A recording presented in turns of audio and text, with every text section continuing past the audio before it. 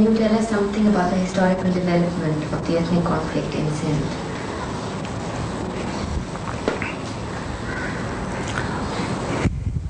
I think first let us keep in view certain background.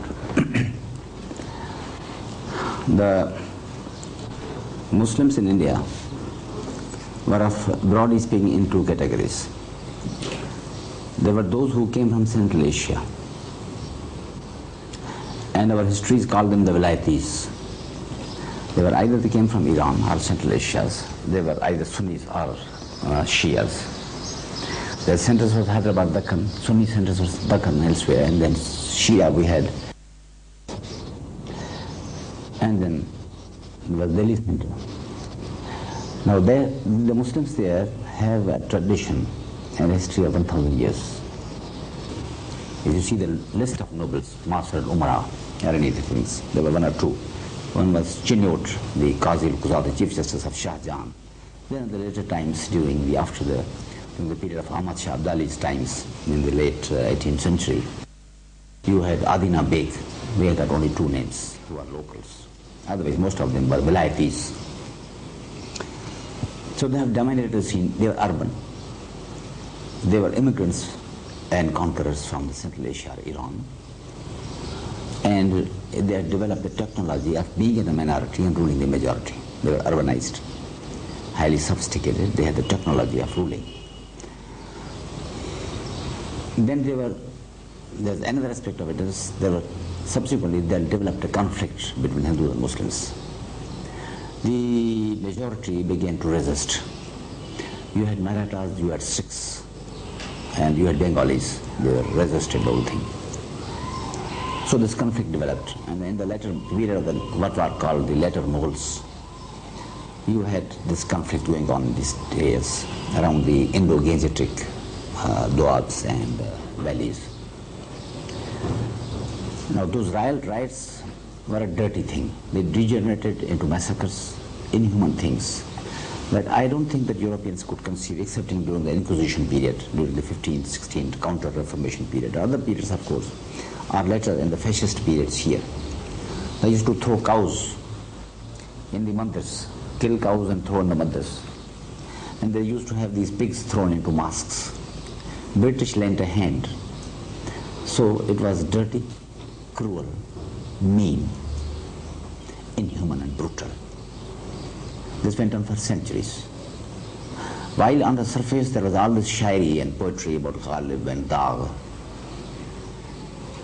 and Mir Taki Mir, many sophisticated poetry, beautiful, charming. Sahar gaya Eid pe daure subuh tha, par apne jam mein tuj bin luhu tha, and all that fascinating things. On the other hand was brutality, simple and pure. Minority had to keep itself up by the widest methods, having similar things with the South Africans. They are very sophisticated, very gentle, but when it comes to the blacks, you know what they do. Germans are very developed, Beethoven, music, everything. But then when it comes to the Jews or the people or this, and they are just brutes. This is what this brutality went on with Nawabs and all that. And you must have heard that famous poem of "Main dekh chuka Taj Mahal wapas chal." There was Taj Mahal, but then how Taj Mahal was built and utilized, it was there. There were riots at the time of partition, and then they came here with that all background, callousness, brutality, people being killed just by being Muslims or Hindus, and what was. That was on one side. Kill, duplicity, and there were courts. Mughal Sham, Jahangir, one emperor is being dragged down. You just make him emperor in the morning with the intention of killing him in the evening. You know, when Nuruddin Jahangir, he died, then Asif Jah, the brother of Nur Jahan, put one Prince Khusro or somebody on the throne, and there in Lahore, when Khurram was able to come back here, he told him to kill him, and he killed him there. They used to put people like puppets. Treachery, subversion, deception, and pretending to be something. You couldn't live without these things. All the time. Hypocrisy. Past masters, the Westerns have no idea of the kind of hypocrisy the courtiers on the eastern side have to do. They have to smile and bow and bring and all that. Of course, courtiers all over the world have to do that, but it has been noted by all sociologists that this was something, it was the creation of Eastern Oriental despotism created its own creatures that was unparalleled throughout the history of mankind. So these creatures left an imprint upon the culture. Huzuri Ali, Janabi Ali and all that, and then you kill him and stab him. This was the cultural background of the traditions and history that was brought toward here doing things. And people who have been just killed. To kill a man is just nothing. You kill, you smile and love and this and used him. The other day I went to Dhaka. Am I taking your time and wasting time? No. I went to Dhaka just before this partition. I stayed in Safina Hotel in Chittagong. So I asked a bearer. I said, how are things here? They said the locals. I said, how are the Bengali? He said, they're fools. I said, how are they fools? He said, while we would pass on the roads, we asked him, have you got a matchbox? Then the Bengali would start searching his pockets for a matchbox. In the meantime, we used to stab him. I said, do you stab people whom you know and hate and all that? He said, no, they're Bengalis. And that's that, they're Bengalis. Now this is something that is unknown in this culture. Here, in this culture. In the Pakistani culture per se, we have people who kill each other just in cold blood because of revenge. It has to be personal. I must hate you in order to be able to kill you. I can't kill you without knowing you, without hating you, or without associating you with somebody whom I hate, or against whom I have to take a revenge.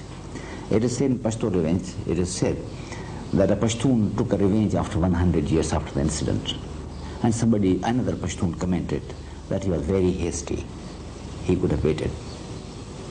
So these are the cultures of taking revenge, and not with that much haste. But you must have a grievance. Not because you are a Pashtun and you have to be killed, because you are a Pashtun, because you are a Hindu, because you are a Memon, because you are a Sindhi. That concept is unknown. I am trying to tell you the genesis of the cultural roots of the whole thing. Now, praising somebody is considered to be demeaning in this culture. Showing too much deference to a person is considered to be, I am telling you a conflict about the cultures here. To praise somebody is considered a part of etiquette in that civilization and culture. I mean, you have to praise them, good, bad, and different, you have to do it. Even the highest man would pray it. Here it is considered to be demeaning for a person to speak a single word of difference. I was in Kabul the other day, and in the Grand Jargah, Kharbash Mari was sitting with the Baltimore. He didn't rise up when even the president came. And this was his way of showing that I am a dignified man, I won't stand up. Whereas the people coming there, if it's needed, they'll just like this. And the matter is over and then they don't know you. आए तो यूं के गोया हमेशा थे मेहरमा और जो गए तो गोया कहीं आशना न थे. This is a done thing here. So there is a cultural conflict. To praise is something praiseworthy, but here to praise somebody is just khushamad, and that is below the dignity of anybody. He'll go out of his way to insult somebody. This man has become a minister. Let's say he's become a minister, I'll not quote him. He'll think that I'm a minister. That's a cultural thing. Our people came, people welcomed them. They vied with each other to find who's the man who's more hospitable.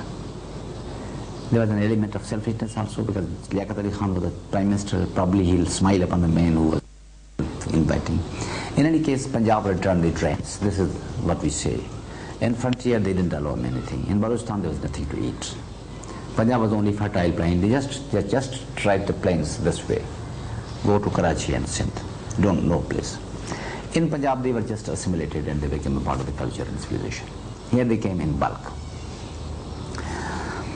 Now they have a tradition of conquering and conquest. All the time you are conquering something. You are going to Deccan and conquer this thing. You go to Bengal and you conquer. You are always conquering something. But we have no concept of the conquer. We took pride in the fact that we are here in a small village, sitting in centuries. As Marx has said, people come, generations come, conquerors come and go. People are sitting there independent, aloof, they don't care about things. Now this is the kind of the culture. The truly Indian Muslims in these parts are converted Muslims. So they inherit the kind of the village politics that Marx had described in his Indian letters. Chaudhurys, their own local administration, opposed to change, not conquering, not going there, be best there, it's rooted on the spot. When this culture came in conflict, and then they were uneducated. We didn't have even a mukhtar, we didn't have a superdon, we had nothing. It was completely backward. And these gentlemen, since 1857 and even before, they were highly educated, sophisticated, inherited the cultures of Deoband and Aligarh and college-oriented